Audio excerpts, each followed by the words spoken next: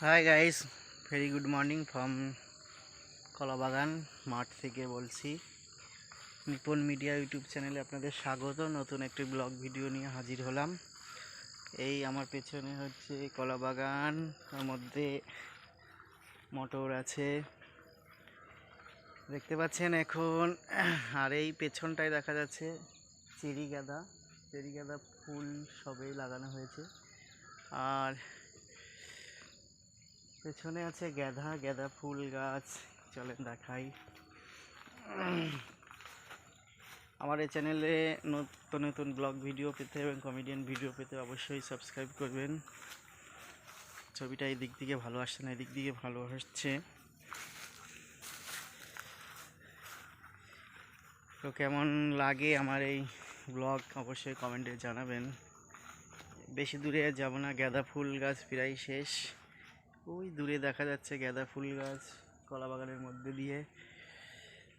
আর এখানে হচ্ছে চেরি গাঁদা গাছ, এই হচ্ছে চেরি গাঁদা, এখনও ফুল হয়নি গাছে। এটা হবে মোটামুটি আরও দিন 15 সময় লাগবে। শীতকালে চেরি গাঁদা হয়, আর গাঁদা ফুল মূলত গরমের সময় হয়।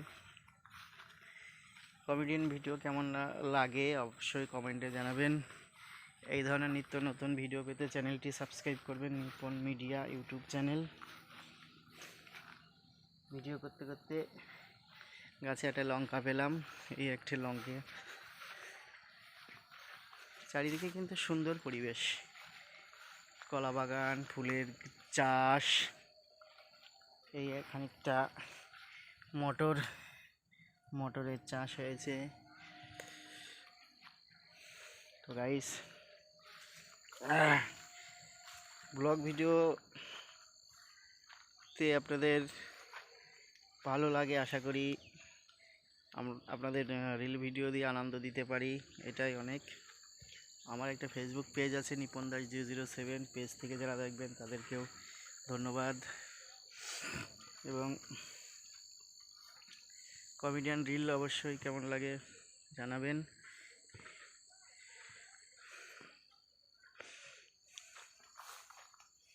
তো আজকের ব্লগ আর বেশিক্ষণ চলবে না, ছোট্ট এই ব্লগটি কেমন লাগলো অবশ্যই কমেন্টে বলবেন।